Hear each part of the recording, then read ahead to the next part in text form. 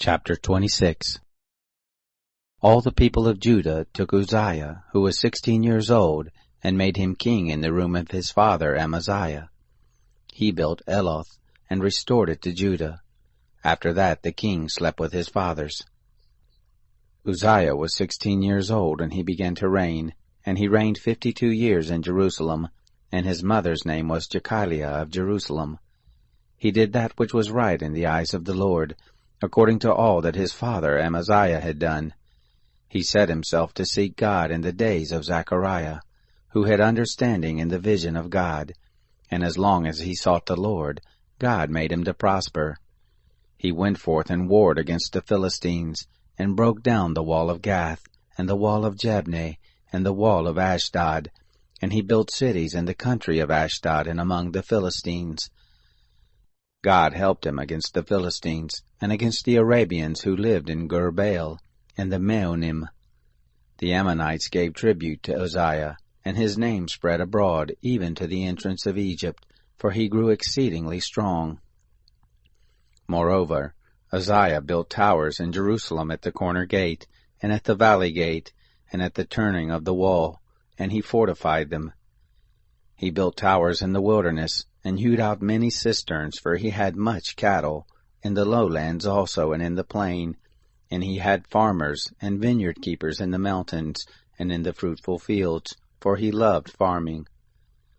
Moreover, Uzziah had an army of fighting men, who went out to war by bands, according to the number of their reckoning made by Jeiel the scribe, and Maaseiah the officer, under the hand of Hananiah one of the king's captains. The whole number of the heads of the fathers' houses, even the mighty men of valor, was 2,600. Under their hand was an army, 375,000, who made war with mighty power, to help the king against the enemy. Uzziah prepared for them, even for all the host, shields and spears and helmets and coats of mail and bows and stones for slinging. He made in Jerusalem engines, invented by skillful men, to be on the towers and on the battlements, with which to shoot arrows and great stones.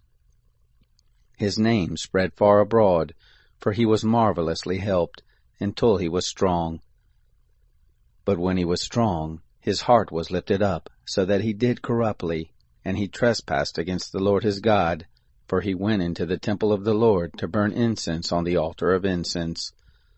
Azariah the priest went in after him, and with him 80 priests of the Lord who were valiant men, and they withstood Uzziah the king, and said to him, It pertains not to you, Uzziah, to burn incense to the Lord, but to the priests, the sons of Aaron, who are consecrated to burn incense. Go out of the sanctuary, for you have trespassed, neither shall it be for your honor from the Lord God. Then Uzziah was angry, and he had a censer in his hand to burn incense, and while he was angry with the priest, the leprosy broke forth in his forehead before the priest in the house of the Lord, beside the altar of incense. Azariah the chief priest, and all the priests looked on him, and behold, he was leprous in his forehead. And they thrust him out quickly from there. Yes, he himself hurried also to go out, because the Lord had struck him.